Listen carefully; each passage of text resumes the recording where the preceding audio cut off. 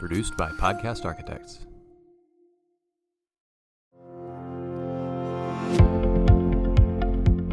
Welcome back to another episode of The Path Forward, special TASA Midwinter Edition here in Austin, Texas. And I have a special guest, Dr. Carnelius Gilder, proud superintendent, West Sabine ISD, joining me on the show. Now, I follow you on Twitter. We've had some communication. This is our first time to meet, so I want to give you a warm welcome to The Path Forward, and I'm excited to have the conversation. Hey, thank you, man. Listen, I've seen your work. And I really appreciate what you're doing for educators. You're giving us a great outlet. And so what I see you do for schools through the lens of the leader, that's a big deal to me. And so whenever I got your message, I was like, what? That's so nice. That's neat. Yes, I'm in. Let's figure it out. Well, I'm glad. And my goal was always to bring, number one, some audience, some information and share solutions. But also, as you well know, it can be a lonely seat. Yeah, it can be a lonely seat. And we don't really take a lot of opportunity to have discussions and have some fun and talk about the things that we love, because we're always trying to figure out the best thing for our district, our kids, our community. That's true. It gives you guys an outlet, gives me an outlet, and I really love to do it. So let's jump in. So for our listeners, and we've got school districts across the country that we talk to and work with. So West Sabine, give us a little bit about your community and your school district. So just a few key things when you hear West Sabine. Our major characteristics: we are extremely rural. Okay. We are a small town in Deep East Texas. When I say Deep East Texas, I mean deep East Texas. In some cases, the closest car dealership may be in Louisiana. It's very common for us to do daily business in Louisiana. I've had teachers that live in Louisiana that come and work for our district. We kind of phased out of that, but anyway, our town is a very special place. I mean, it's a place that is just steeped in my heart, because we have a lot of great people who want to do well. They want to perform well. My kids love school, and that makes my job so easy. And so, we're small, but we have big heart. I mean, and if I could only tell you, I can only show you. It's kind of hard to put into words. So you just invited me, is what you're saying? I sure did. Okay. I sure did. Special edition from the Piney Woods, baby. I love that. And rural schools have some challenges, right? Yes. Obviously, but before we dive into that, tell me about some of the highlights. The first semester, we're kicking off a new year. Hopefully everything is quote unquote back to normal. Yes. Give me some highlights from your kids. So technically this is my second full year. Okay. But I started Christmas. So this is really my third academic year. And so we have, oh my goodness, we built the tidal wave so high that even now we're riding the wave. We kicked off with brand new mission, brand new vision, brand new mantra, brand new core values, all of that. But the thing is, what we did, we created this whole framework based on what's already in them. And so with that being said, success just magnetizes to my kids. Mm-hmm. So we just finished our full calendar year with some of our staff that we made some big changes last year. And so now culturally, we're through the roof, man. Really? So when I say that, we have big events. This year we did a major event because this summer our district grew 20%. Wow. It was phenomenal. And so when I say that, we got to October and I said, okay, we're going to shut this down because we're going to have a district-wide celebration. And so that was a big deal. We at the elementary campus, because my elementary is pre-K through 5, and my secondary campus is 6 through 12. So it's a school within a school. I have 3 principals. But anyway, I met with my principals and my directors. I said, hey, we're going to celebrate the successes of our district. And so we had our first annual, it was just massive growth, massive climate growth. Everybody's bought in. Our social media is on fire. The kids are coming to school every day excited and ready to learn. We went through all of the red tape, and our kids eat lunch for free. There you go. We managed to just do a lot of administrative things to make school for them. So we have just celebrated so much. So my twirlers, I have twirlers that are going to state this year. So we just had a major showcase there. My cheerleaders performed and made it to the finals for the state spirit events. We kicked off powerlifting for the first time this year since about 20 years ago, and they just won their whole meet. Really? And so This is the first year in 20 years. The first year that we are back in. Wow. And so my girls division and my boys division just won their first meet. And so that's great. Oh man, it's just so much to think about. But my campuses have been successful. And when I say successful, it feels like school. Right. If you come to our district, it's like, oh my gosh, it's this thing. And so I have parents that reach out to me. It's like, hey, can I take my kid to your school? And I was like, so we'll have to talk about that a little bit. But that's a big. You're creating demand. Yes. Demand to come to your school. Oh yeah, because we are about it, man. We just had our 100-day celebration the other day, and what we invested in is culture. Mm-hmm. So we have 4 core values: communication, consistency, credibility, and culture. And we just really dived into culture first, because if you're proud of Yes. what you're doing and you see yourself in what we're doing, the buy-in is just is massive. It's through the roof. And so really it's kind of hard to, we're the academic champions. So my elementary won by a long shot. My middle school won. And now high school goes in the spring, so we're the academic champions again. And I want to say for my elementary campus, this is like our maybe 19th consecutive year. Oh. Yeah. Wow. We're killing the game. Yes. And we are killing it. And so we hosted that. My teachers, they're just happy to be at work. We've instituted some new minutes within the calendar so that they can have some time to kind of recoup and refresh. Sure. And plan together, which is things that have never been done. That's what we're trying to do. We are an innovation district in Deep East Texas that's trying to figure it out. Right. So that, not like I said, it's the feeling. Yep. If you go to a game in Cowboy Stadium, you're going to know that you're in Cowboy Stadium, Absolutely. right? There's an atmosphere, there's an energy. People have certain expectations when they get there and what they're going to see beyond on the field even. Exactly. Right? All the other things that you get as a part of that experience. So that's exactly, I understand what you're talking Exactly. about. If you see a sack, if you see an interception, what happens? People go wild, right? Yes. So that's our hidden, that's our 5th C. And our 4 C's is celebration. So if I see you doing something great, we go through the roof for you. And so it has been a phenomenal, it's not a job. I can tell. Your energy is through the roof.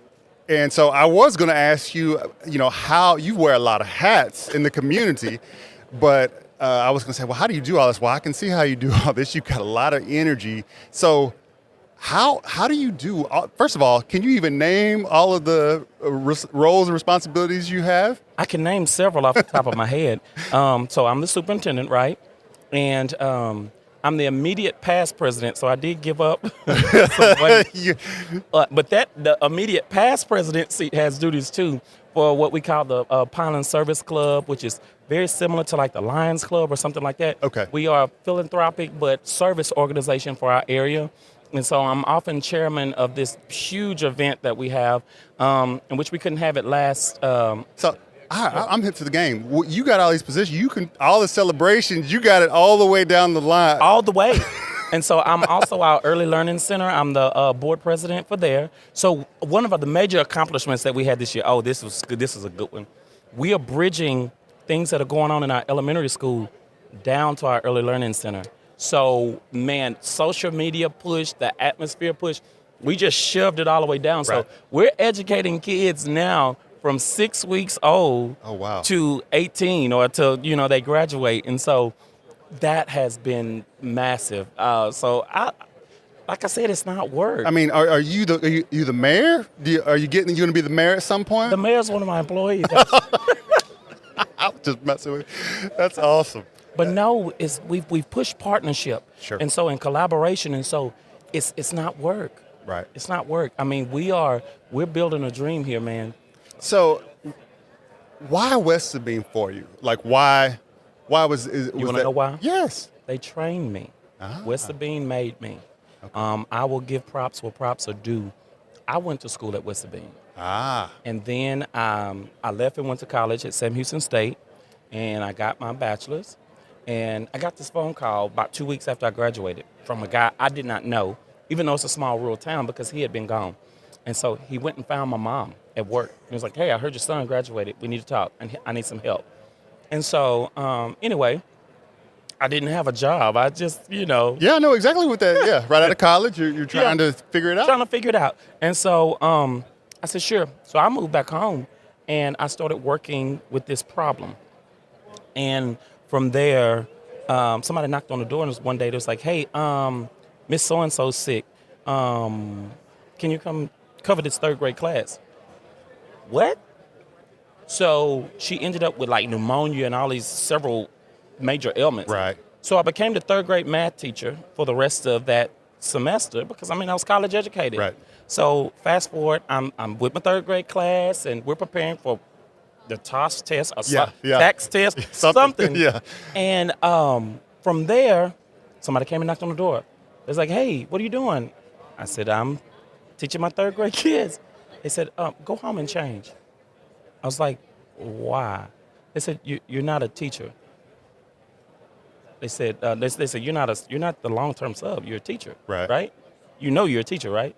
I was like, okay. They said, we know you got clothes. Go change. Come back. We're actually going to interview you this afternoon. So I was like, okay. So I went home and changed, came back, interview. Boom. We hit the fall. I got a job. Just like that. And so 2 years later, we get a new superintendent. All is going well. Now, mind you, in small schools, we do everything, right? Oh, yeah, yeah. I was a bus driver. Drive the bus, I was a teacher. cut the grass, everything. In the summertime, I was a maintenance person. Yep. I stripped and waxed floors. So fast forward, I was going to get my bus keys. And the new superintendent was like, come here, son, let's talk. I was like, oh, gosh. He'd only been there like 3 months. He said, you know you're not a teacher, right? Oh, gosh, what am I? Yeah. He's like, you really don't know what you're doing, right? He said, I'm a 3-year veteran at this time. He says, you're touching a lot of things. He said, that's bigger than teaching. He said, you're more than that. He said, go get your paperwork. I was like, what does that mean? So I started looking for masters and all of that, and got in the program. 2 years later, I wasn't even graduated yet. I've been named. So I'm an assistant principal now.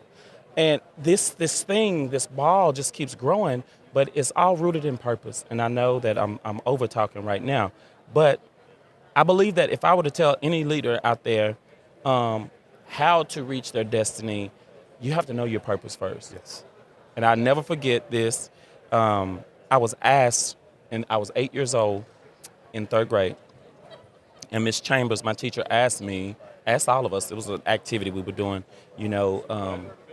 what do you want to be when you grow up? And so it was more to it. And I was like, I don't know. And I was like, I'm supposed to work with people. I know that. I'm supposed to be. And she was like, that's not a job. I was like, I know I'm supposed to help people. And even from that day to now, which is 30 years later, I'm still supposed to help people. Yeah, I do believe the good Lord puts you in the position, and whether you know it at the time or not, nudges you in the right way, and apparently that somebody was tapping you on the shoulder, right? Guiding you on the way. I always like to ask a leadership question. So from that point to where you are now, how would you characterize your style of leadership? Obviously, you're high energy, you're culture minded, but how would you characterize it? Well, my style is I'm not a dogmatic leader. I'm more of a charismatic type of leader, but teaming is big for me. Okay. So I strategize big on people. So people management is my thing. So I know what my weaknesses are. I may not tell you what my go ahead. Give me one. Give me one. Probably not. Taking on too much stuff?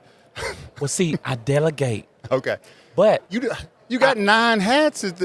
What are you delegating? let me put it like this.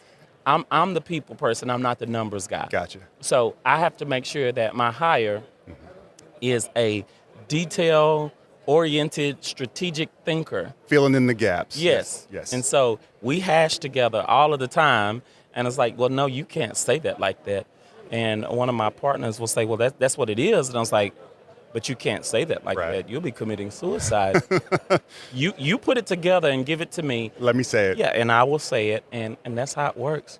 But our people, that leadership style, it acknowledges their strengths and who they are. It puts them in the picture. And if you see it's kind of like selling a house, right? You know, get rid of all the family pictures and put mirrors in there because I need you to see yourself in this Right. house so you can It's buy got to be this yours. house. It's got to be your vision, right? Yeah, that's it. Absolutely. If you could change one thing about education, like instantaneously, what comes to mind? What would you change? Like snap your fingers and say, look, we're going to change this. I would take away a lot of the red tape.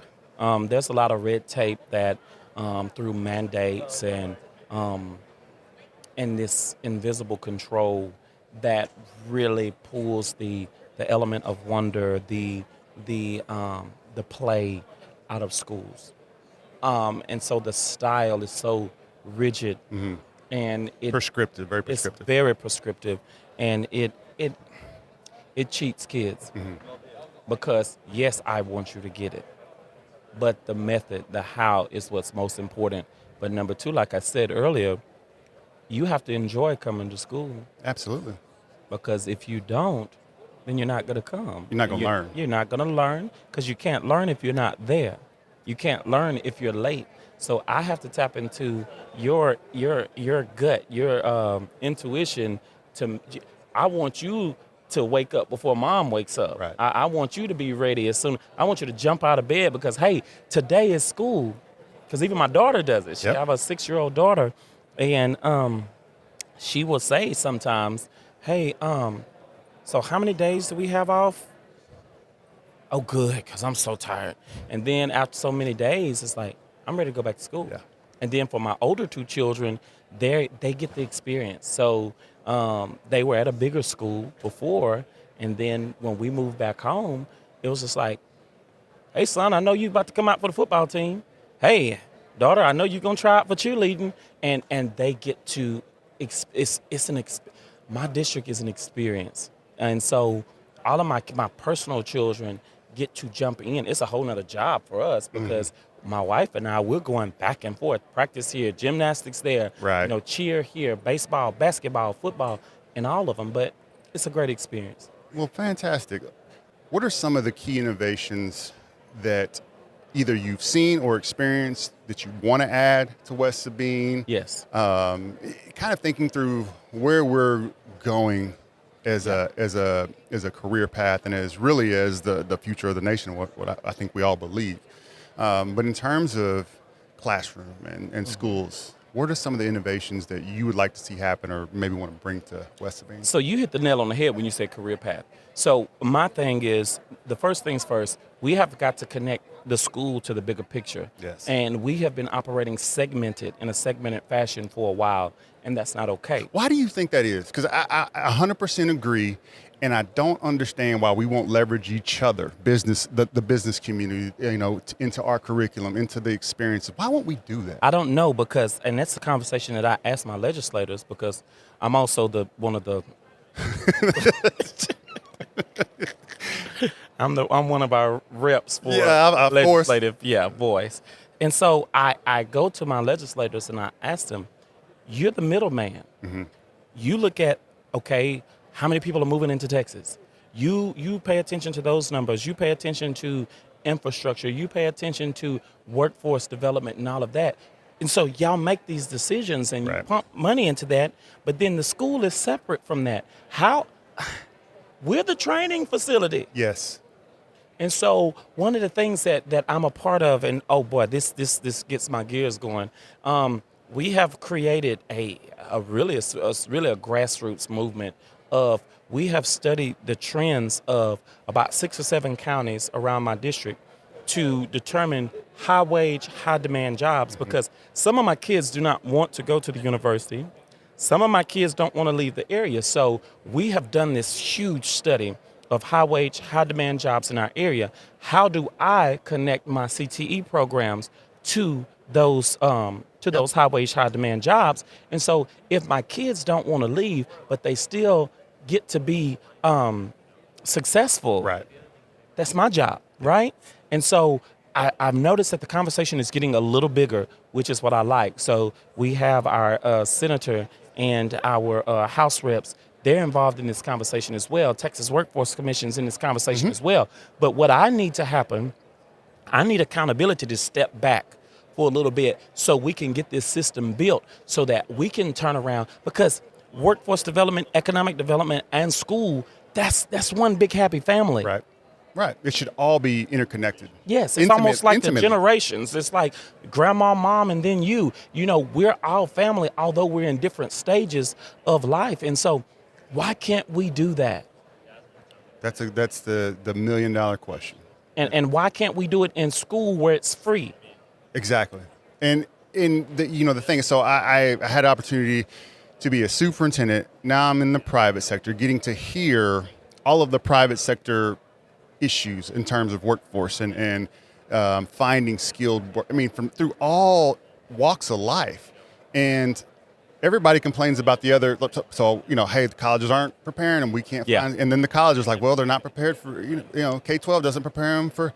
And yet we won't talk to each other so that it's all aligned, so that we're serving, all the interest, which is having a great workforce. So we just got to hit interconnectedness. Okay. Yeah, I think you're 100% right. And we definitely need. I'm going to come visit you because I definitely want to continue this conversation. But I really appreciate your energy. I appreciate your passion for kids. I appreciate you for spending a little time with us. Be ready to eat. We're the hospitality capital of Deep East Texas, so we will make you feel welcome. You will have something to eat. Are you the president of the hospitality? No, I'm just the founding chair of the Sunshine Committee, but that is a priority for us because that's a part of our culture. Absolutely. So you will feel welcome when you come. All right, I'm there. You give me a day and a time, and I will be there. We'll work it out, man. Dr. Gilder, thank you for joining us on the Path Forward.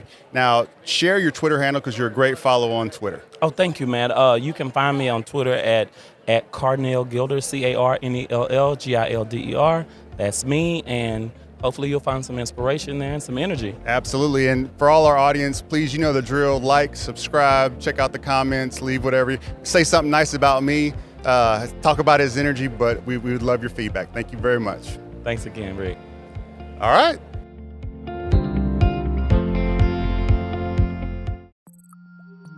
Produced by Podcast Architects.